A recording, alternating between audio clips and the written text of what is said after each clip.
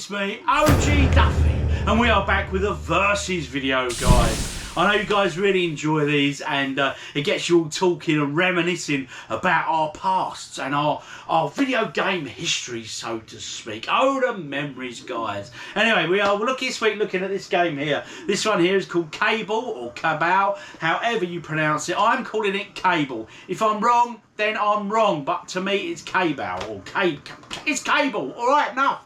Anyway, it's 1988. It's by a company called Tad Corporation. Another game Tad done was Toki, where you were like an ape and you'd spit at things, and it was like a platformer, really. Very colourful, if I recall, and not a bad game. Just bit of a Marmite game. You either loved it or hated it. Anyway, we'll be looking at Cabal. So what we do, we're going to look at the arcade classic, and then we look at the home conversions of the day. So the home conversions for this one that we're looking at are the 8-bit systems. The usual suspects, guys. The ZX Spectrum, the Amstrad CPC, and of course the Commodore 64, of which 2 versions of this game we'll be looking at.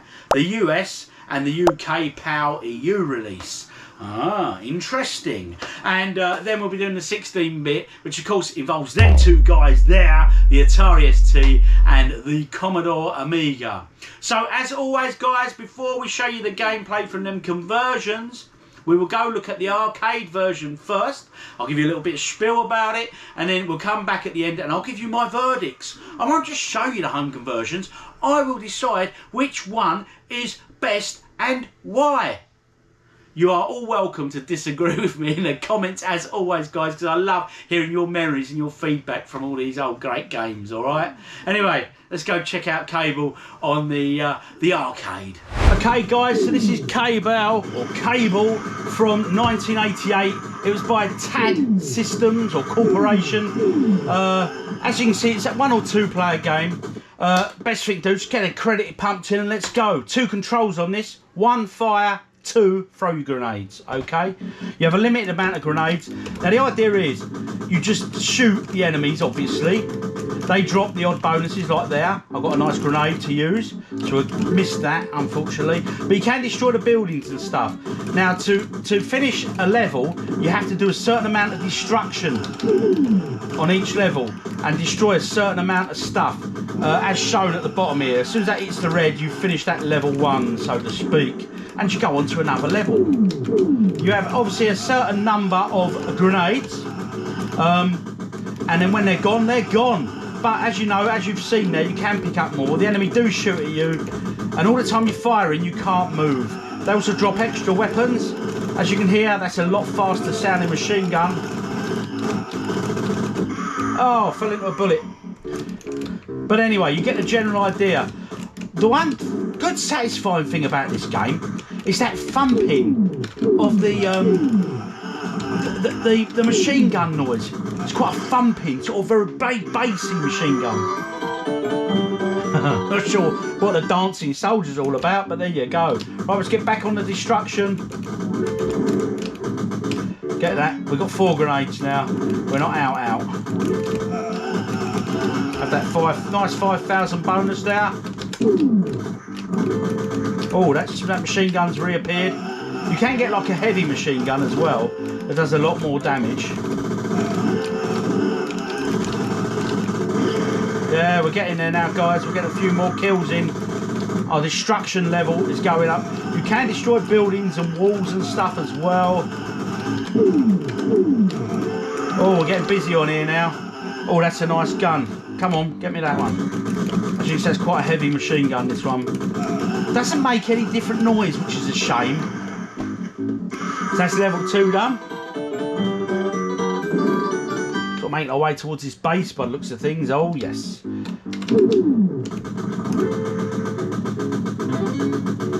Come on, get that building destroyed.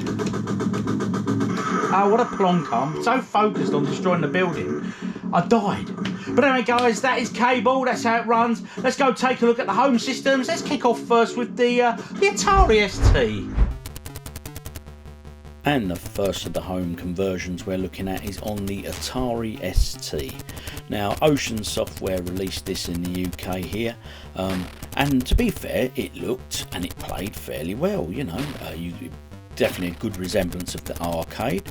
To throw launch grenades, you had to press that space bar, which was quite common practice in most of these sort of games. You know, the space bar always come in very handy. But the only problem is, occasionally the grenades would launch themselves, which was a bit of a pain, so I don't quite know what was going on with that. Basic sound effects, basic, music and stuff. All in all, not too bad really, except for that sort of that self-launching grenade glitch. Apart from that, not too bad. So that was the ST. Let's go take a look at its counterpart, of course, the Commodore Amiga next.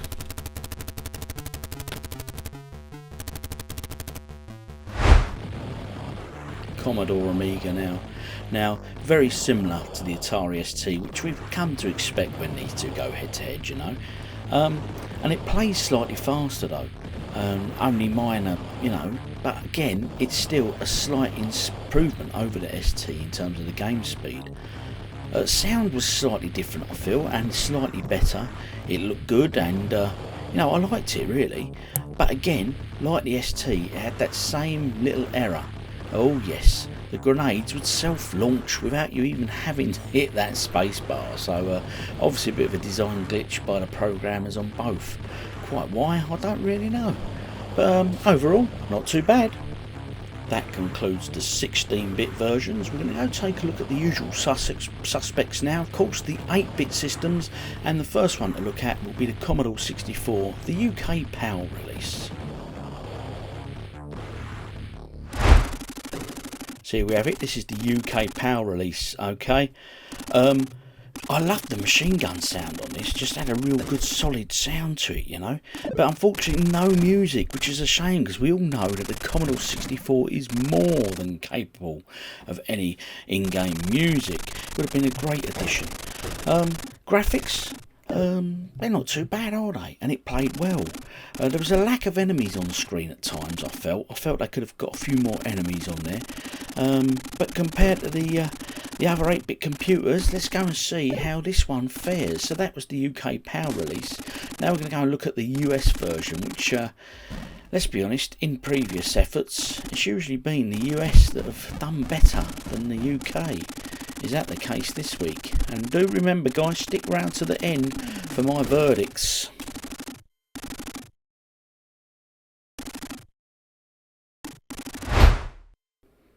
Again, the Commodore 64 version, but this is the US version. As I've already said, it's normally an improvement, but not this time out, guys. Looks different, sounded different, and that machine gun sound was just irritating. It just doesn't play as well as the UK version, so a rarity, but it's not as good. And now we come to this, guys, the Amstrad CPC version. Now, this to me is just weird, you know. As we've come to know, right, the CPC's got a really decent colour palette. But what were the programs thinking with this? They opted to do the opposite to what they've done with the Specky version, which is coming up. They chose to colour the sprites and having a one colour background. What was that all about? I just don't get it, you know. Surely they could have just put a splash of colour over the backgrounds on this. It would have made all the difference. But no, they didn't. Basic sound, basic gameplay, quite slow. It's a bit of a shame really, they did miss a trick on this one. Now to the Spectrum. So here we go, the humble ZX Spectrum. Now again, the backdrop graphics look good, and they've made good use of colours. I think they're really colourful, nice use of the palette there for the Spectrum, you know. It plays okay, it ran along at a decent speed, the controls work well, and the sound basic, which we come to expect. But it's just a shame that the character sprites were so sort of chunky. But otherwise, do you know what? This was a really, really decent effort overall on the Spectrum. So if they'd have taken, say, the backdrops from this one and put the coloured sprites from the Amstrad, mate, we'd have had a really good conversion overall. So anyway, so I get my all-important verdicts. But that was Cabal, guys. They were the home versions that we all so fondly remember, I'm sure. Let me know in the comments what your memories of these games were. Did you own it? If not, still comment, let me know. Which version did you think was the best, etc. Now, talking of the best version, let me get to my verdicts. Now, as always, guys, if you agree or disagree, let me know in the comments. Just be pleasant about it, you know, because we have a great little community here. If you don't already sub and you're new here, hit that subscribe button, you know what I mean? Because welcome aboard, guys. Anyway, to my all-important verdicts. First off, 16-bit versions. So we had the Amiga, we had the ST. Out of the two, I think the Amiga was the better one. But only just. It's always tight between the ST and the Amiga, isn't it? You know? They're very close systems. I think the Amiga system played slightly faster. The sound was better. And the music just sounded a bit better as well throughout. But, to be honest, it was close between the pair of them. The thing with the grenades just sort of launching themselves periodically, I don't know what that was all about. Obviously a design fault or something, but it happened on both them systems. So, as I say, it's a close one. The Commodore. He takes it purely based on that it's tiny little bit faster and the sound was slightly better, I felt. So anyway, let me know in the comments, do you agree or disagree with that verdict, guys? And did you own it on either of them systems? Unfortunately, I didn't. So, let's get to that all-important 8-bits now. 8-bit versions. What am I thinking here? In 4th place, I'm giving it to the Amstrad CPC. They could have done so much more. I'll be honest, if they had put some colour into them backgrounds, like they did the animated sprites, it would have been a hell of a lot better. I just think it was either A, really lazy programming, or B, they run out of time and just thought, well, just put the monochrome up there, like, you know. And it just don't look right, does it? It just looks weird. I mean, even compared to the Spectrum, I mean, the colour palette on the Amstrad was great, and I always bang on. I really like the colour palette. I think they had really nice, bright, bold colours. But unfortunately, this time out, they just completely forgot them backgrounds, and for that, I'm sorry, Amstrad owners, I cannot forgive you. You're in 4th position. And in 3rd position, it goes to the Commodore 64, but the US version. Now, quite often, when we do US versions against the UK PAL EU releases here, the US version generally does quite well, but not this time out. I felt the sound of the machine gun just didn't sound right. It was almost irritating. The graphics weren't too bad. And I'll be honest, if you had a choice of like the UK PAL or the NTSC US version, graphically, I just felt the PAL version was better. I thought it looked a lot better. And it played better as well, you know what I mean? The whole game's just better. So anyway, that concludes. That's why you're in 3rd position, US. 2nd position. Now, obviously, as soon as I announce this, it gives it away. We know who the winner is. So the winner is the Commodore 64, the UK PAL release. But in 2nd position, and a very close 2nd, was the ZX Spectrum version of Cabal. To be absolutely honest, right, I think it was a really good conversion. I think graphically they did a great job, especially them backdrops. The backdrops were particularly good. They really were. It was a busy game. There were a lot of enemies on the screen. It kept you busy, you know, and it played quite well. But the animated sprites of the enemy and stuff, I just felt they were a bit chunky, you know. They could have been put on a diet, put them on the Atkins diet or something, and it'd be all right. But apart from that, it weren't too bad. Obviously, the sound on the Spectrum was diminished, but of course, that's what we know with a Spec here. We get that, don't we? You know, it comes hand in hand with being a Spectrum owner back in the day. You got used to them blips and them sort of scratchy noises that the Spectrum could do so well. So obviously, number 1, it goes to the Commodore 64, but the UK PAL version. Now, as I said all along, I really like the way this one looked. I think it looked good. Sound-wise and stuff, you know, the machine gun just sounded better on this version than it did the US one. Why can't they just lift the sound from one and put it on the other? I don't know. But it was quite a nice sort of chunky, yeah, it was a good sound, I liked it. Graphically, it played well, it looked quite nice, you know, so it weren't too bad all in all. So that concludes it, guys. So let me know in the comments your thoughts, your opinions, your beliefs. If you don't already do so, hit that subscribe button. But anyway, future versus videos you'd like to see. I'd like to try and get a few more of these going on alongside my game hunting and everything else.